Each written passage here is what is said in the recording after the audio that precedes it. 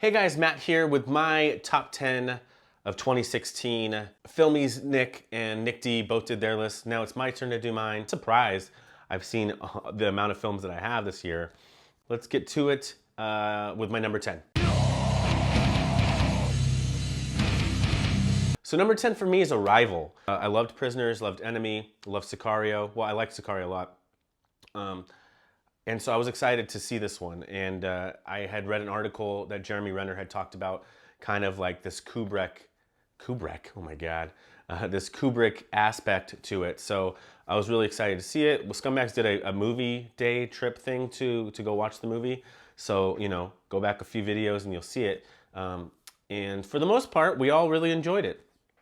I thought it was a really, really solid film, a good take on the whole aliens coming to Earth theme. It's shot immaculately. There's a couple, I definitely can see this whole monolith vibe, 2001 kind of vibe to it. So, you know, I liked that. And I enjoyed the score as well. Acting top notch. I love Jeremy Renner. He's in it for a good portion of it. Enjoyed that. Amy Adams was really, really good in it too. And Forrest Whitaker, surprisingly, his droopy eye didn't make me think less of the movie. Film, great way to start off my list.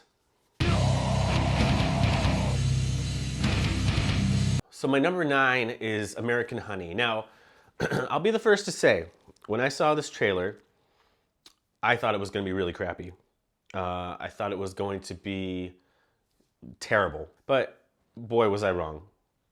I love this film. I thought it was really, really well done. The first few minutes, opening scenes in American Honey are dirty. It's a dirty film, you know, but the thing I love about it is how realistic it is. I mean, there's so much realism. And each one of those teens, I felt like I'd seen them on the street. I swear, you know, like they don't look like actors, and really, really natural acting to it. So yeah, I absolutely love that part of it. Original, I haven't seen a film like this.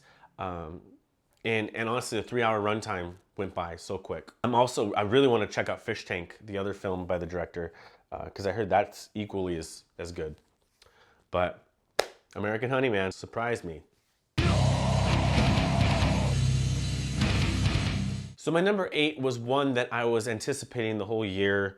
It's probably one of my most anticipated films, and it's Neon Demon. I really, really enjoyed it. I mean, I kind of knew I was going to regardless. I've loved everything Nicholas Winding Refn does. I'm a sucker for films that are shot in LA. LA is the focal point for it, so I already knew I was going to kind of like that aspect of it, and I liked how simple the story was. I liked how it was kind of like an evil fairy tale, you know, about this girl coming to Hollywood and being the it girl, and everyone wants to be like her. And, it's certainly a very artistic take on a fairy tale. The music, Cliff Martinez, one of my favorite working composers today, nails every score he does and has a different vibe to it. It's not typical orchestra. It's really synthy and you know, kind of contemporary synthwave. But anyway, solid flick from a great director. So next up for me was one I actually thought was going to be in my top 5, and that's Moonlight. I was really excited to see this film. I know when we saw the trailer for it, it kind of had that Boyhood vibe to it. So this film was really, really solid. I mean, that's all I can really define it as, solid. Excellent cinematography, realistic kind of shaky cam footage mixed with a classical score. 3 actors, the boy, the teenager, and when he's grown up, all great performances, especially when he's older, or like the last leg of it. I mean, this guy looks thugged out, and he's able to emit with his eyes all this emotion that he's been holding back, and he's still that same boy, you know, from the previous kind of installments of the film, which I think is really hard to do. But the fact that he does it. I want to rewatch it. I want to own it on Blue. Definitely worth your time if you haven't seen it. All right, so for my number 6 film was one that didn't surprise me. I kind of knew it was going to be good, and that's Blue Jay. I'm a sucker for indie film. I'm a sucker for loud cars that go by. Yeah, I'm a sucker for indie film. I'm a sucker for kind of these just simplistic story. I like Mark Duplass, so I'm a fan of all of his previous works, even though he didn't necessarily direct this film. He wrote it. And I like ad-libbing in movies. I think it works so much better and just has that naturalistic, this is what you would be saying to, the other person. And this movie has it. Sarah Paulson and Mark Duplass play high school sweethearts that kind of meet up back X amount of years later and kind of have this night together of, rekindling everything. I'm not gonna spoil it. There's a twist to it, which I was shocked to see, which I thought was really, really good about the storytelling aspect. Otherwise, it kind of would have just made it a pretty straightforward film. But I think that twist for me is kind of what sold me on it. There's a couple scenes in general that were super emotional. If you guys haven't checked it out, it's on Netflix.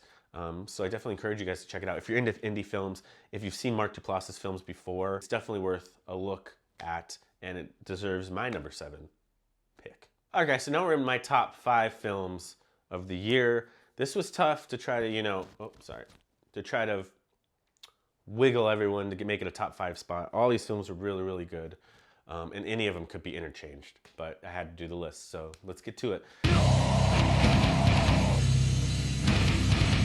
My number 5 is Nocturnal Animals, Tom Ford. Going into it, story automatically grabbed me. I liked the idea of this story within a story. Amy Adams, great. She's good in everything she does. I'm hesitant to be like, oh, she's amazing, but really, like, she's really good in everything she does. So definitely a really good performance. Jake Gyllenhaal, one of his better performances. I love the guy. I'll watch anything he's in. He's a talent. I think he's super, super underrated too. Michael Shannon's one of those guys where I will watch anything he's in. He might play the same character, that same, but I love it. I love watching him on screen, and I'm always interested. I think where this film is really strong is the storytelling and how they decide to tell it. So it's like a story within a story. And what Tom Ford is really, really good at doing is making things mean something. Every shot kind of means something. He's very impeccable with that. So his choice of what shot and what to show, what not to show, definitely works. And that can be said by the ending of the film. Again, I'm going to say this about all the top 5. Great year for film. I'm super excited. It made me want to go check out A Single Man, which I love too. If you haven't seen that film, watch that. I'm not a huge Colin Firth fan, but I absolutely loved that movie, and he was really, really good in it. I think he got nominated. He might have. I don't remember. But anyway, Tom, you're 2 for 2 in my book. So my number 4 is Hell or High Water. A guide to make Matt like a movie. Okay, good cinematography. Good, mediocre, or great story. Great score. If you got all those 3, it's gonna be a good movie for me. Like I said, for me, the story doesn't have to blow me out of the water if I have the other 2 elements. If the score is amazing, and if the cinematography is great.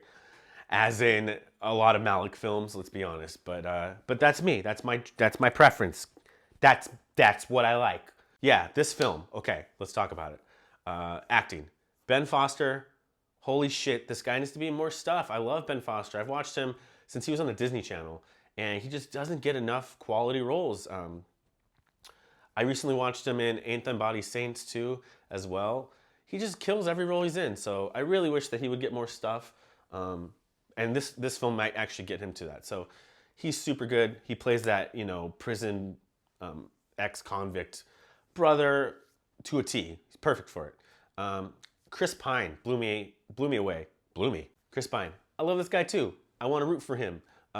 Star Trek was great, and these are the roles that he's meant to do. I really, really think they both did a fantastic job. Jeff Bridges is Jeff Bridges, so you know what you're getting, and he did a really good job too.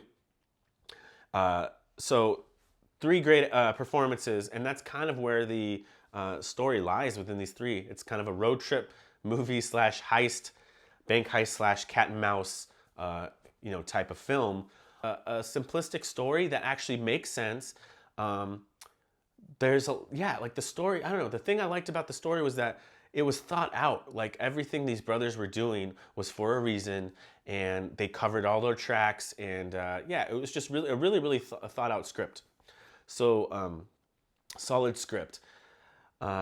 Score. Okay, so Nick Cave and Warren Ellis did the score for this. I automatically knew. They probably are my two favorite film composers. They did Assassination of Jesse James. They've done The Road. They've done Proposition. Lawless, I think they did too as well. They have this like really organic kind of sound. But yeah, that put it over the top for me. All around, really solid, almost perfect film for me. And I think a lot of people were surprised, you know? They hear about it, oh, Hell or High Water, it's that got that many nominations. Whatever, right? But you actually sit down and watch it, and it's a really good flick, so. So I was kind of torn on my number 3 pick, but after rewatching it, I've seen it about 4 times now. Yeah, this film is just, I'm gonna say it, it's a masterpiece.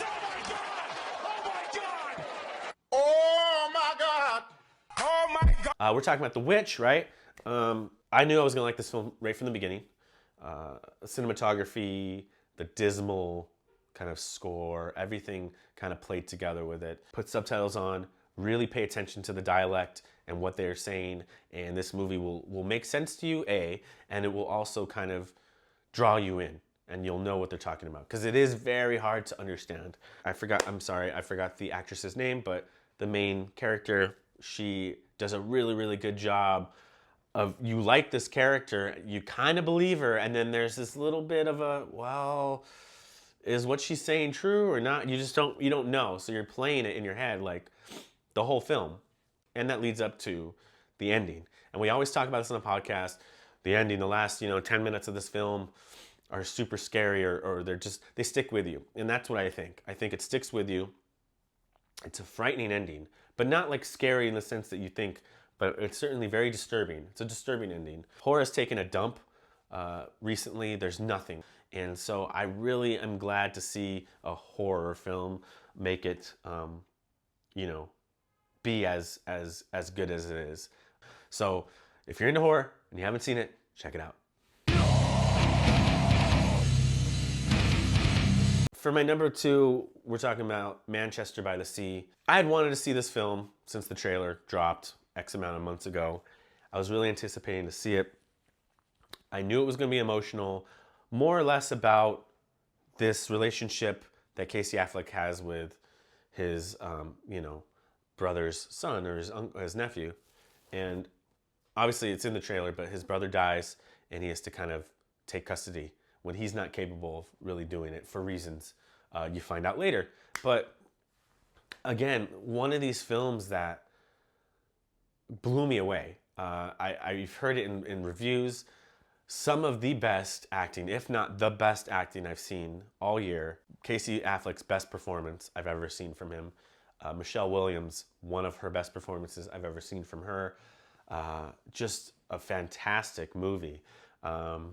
It's going to be one of those movies I know that no matter who you talk to, everyone's going to say they liked it. At least liked it. I don't think I'll ever hear someone say it was a terrible movie. The pacing, the storytelling, it's almost like you're watching a documentary on these people and you're just waiting to see what happens.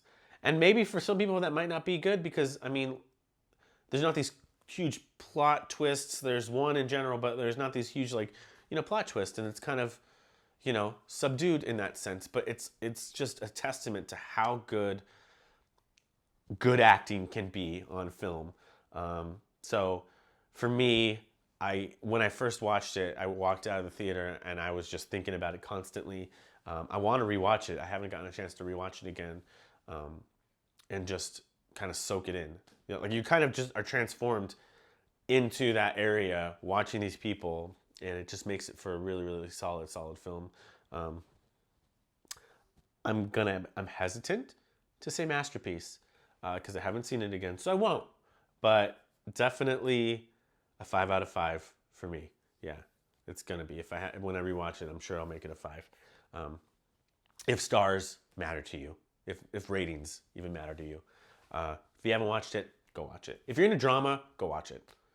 Manchester.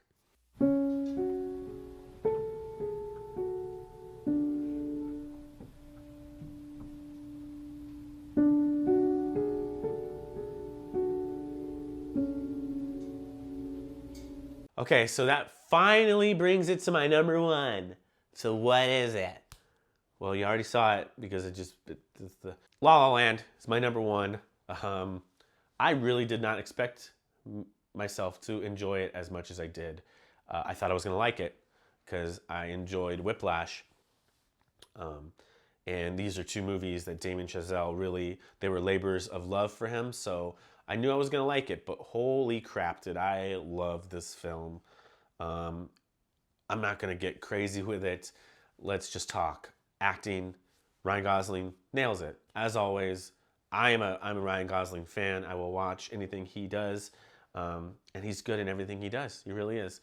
So stop the hating if you're hating. Emma Stone did a fantastic job. Her best performance to date. There is a scene where she is talking to Ryan Gosling, talking about how she doesn't think she's good enough. And, oh man, I just felt so bad for her at that moment, which is a testament to how realistic her performance was. There's a couple actually she has in this film that really blew me away. Cinematography, get out of here. Some of the prettiest things you will ever see. I'm sure when that blue comes out, it's gonna be one of the best looking blues in the past years. And yeah, I mean, you got Griffith Observatory, the Hollywood Hills, Hollywood Mountain. You have like the pier. Everything good about LA is in this film. Like, let's talk about the music. Wow. I immediately, listened to the soundtrack when I left. The songs are top notch. I loved it. I love this film. I love La La Land. It's good for the eyeballs and the heart stuffs. So it made my number 1. Thanks guys for taking the time to watch my top 10. I really appreciate it. If you guys actually watched this whole video, thank you guys for watching it. Actually caring what I have to say about film. I'm totally, I like what I like, and I try to describe it as best as I could. But anyway guys, thanks again for watching. I'll talk to you later.